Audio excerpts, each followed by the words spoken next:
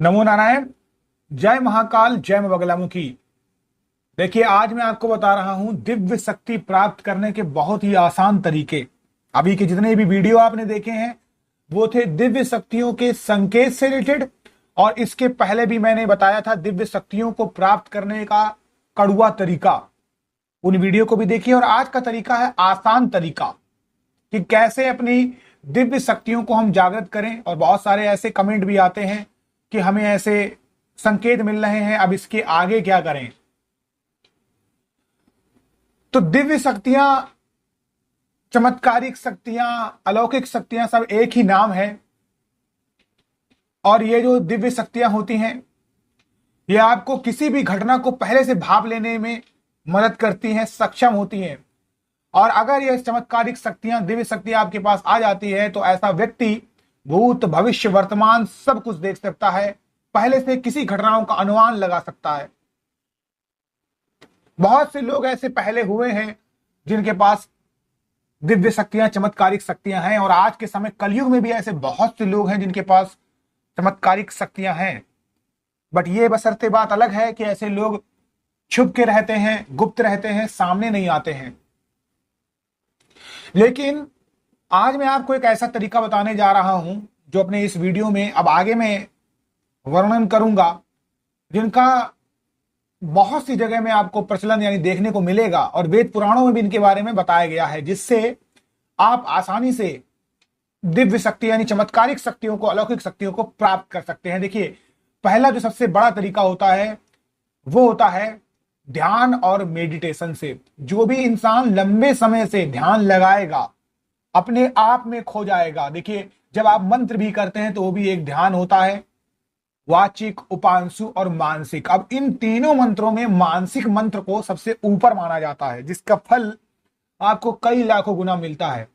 लेकिन ये जो मानसिक मंत्र जाप होता है, मेडिटेशन होता है, इसको करने के लिए आपको बहुत संयम की आवश्यकता होती है, क्योंकि ये आपको सुला भी सकता है। मतलब आप सो सकते हैं, नींद आ सकती है, आप खो जाएंगे, तो आपकी पूरी साधना, आपका मेडिटेशन, ध्यान सब बेकार हो जाएगा।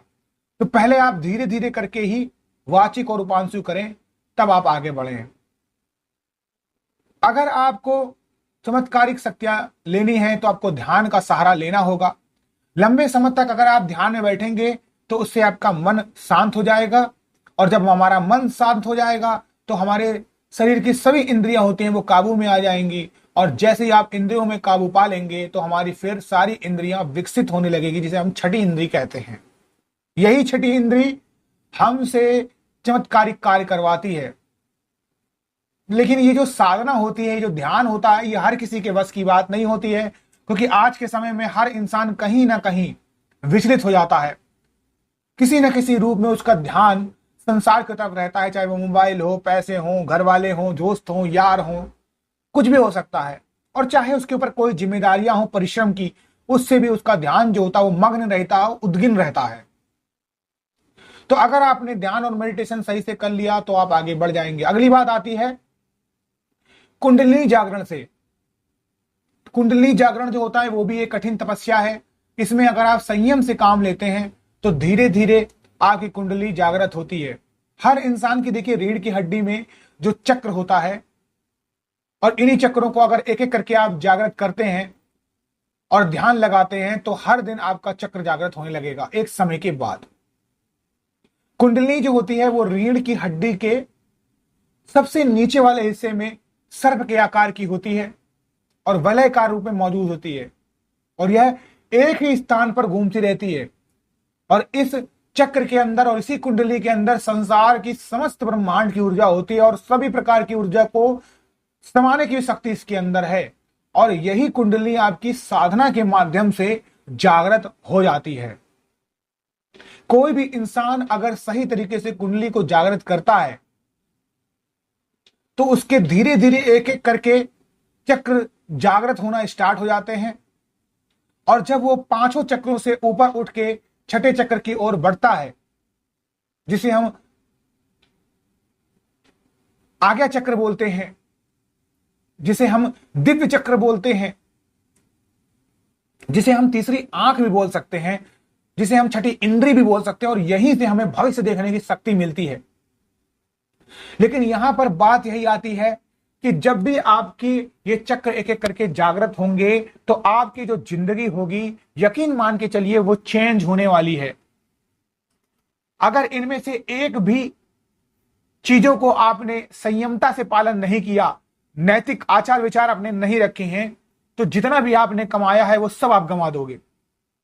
अगर आप पांचों चक्रों से ऊपर उठते हुए छठे चक्र की ओर आप आगे बढ़ गए हैं, आपको भूत भविष्य देखने की शक्ति मिल चुकी है, और उसके बाद आपने अपने चीजों को नहीं त्यागा, आपने ब्रह्मचर्य का पालन नहीं किया, भोग विलास में ही आप पड़े रहे, और सादा जीवन उच्च विचार अगर आपने नहीं किया, तो कुछ समय के बाद ये भविष्य देखने की शक्ति अपने आप ही निष्क्रिय हो जाएगी, चली जाएगी। तो इस तरीके से आपको भविष्य देखने की शक्ति मिल सकती है। एक कल भी मैंने वीडियो में बताया था, मैं आज भी बता रहा हूं वही चीज, कि टेलीपैथी के माध्यम से भी आप अपने सारे कारनामों को, अपने सारे सूचनाओं को एक दूसरे के पास पहुंचा सकते हो। पहले के समय में कबूतर के चोंच में चिट्ठी बांध के एक दूसरे को भेज दी जाती थी। आज बड़े बड़े आधुनिक समय में ऐसी चीजें आ गई हैं कि आप बस नंबर को डायल करिए और आपकी कॉल बेल वहां बज जाती है। लेकिन आपका दिमाग जो है वो भी एक टेलीफोन है, वो एक टेलीफोन का बूथ है। आप बस अपने दिमाग से ऐसा सोचिए, अपने आप सिग्नल तरंगे उठते हुए उसके दिमाग में पहुंच जाएगी। तो इसके लिए भी अभ्यास करना पड़ता है। इस टेलीपैथी से भी आप आसानी से एक दूसरे व्यक्ति से संपर्क कर सकते हैं और मन ही मन उस व्यक्ति से बात भी कर सकते हैं। तो बहुत सारे तरीके होते हैं चमत्कारिक शक्तियों को पाने के। आपके अंदर जब भी चमत्कारिक शक्ति आएगी तो आप किसी भी घटना को आसानी से देख लेंगे, भविष्य को भी देख लेंगे, और कई ऐसी चीजें आप कर सकते हैं जैसे जादूगर कर सकता है, यानी कहीं से भी दूर से बैठे बैठे उन चीजों को अपने वश में कर लेना, हिला डुला देना। कई सारी घटनाओं के बारे में आप पहले से ही बता देंगे। आपकी आत्मा आपके शरीर से निकलकर दूसरी जगह में जाएगी और फिर से आपके शरीर में आ जाएगी। बहुत से लोगों को जिस जगह में जाने में तकलीफ होती होगी, जिस जगह में लोग जाने से डरते होंगे भूत प्रेत से, वहां आप होके भी आ जाओगे, आपको कुछ भी नहीं होगा।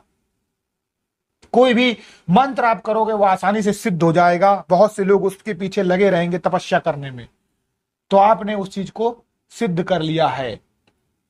सो चीजें हो जाती हैं, तरीके वही हैं, सेम है। मेहनत आपको ही करनी है और थोड़ा सा साधनाओं के लिए समय देना होगा। संयमता से अगर आप पालन करेंगे, आपको चीजें भी दिखेंगी, सब कुछ होगा भी। आगे बढ़ते रहें साधना के मार्ग में और तरक्की करते रहें और सफलता की सीढ़ी चढ़ते रहें। और मुझे आज्ञा दें और मेरे चैनल को लाइक और सब्सक्राइब भी जरूर करें। नमो नारायण। जय महाकाल, जय मां बगलामुखी।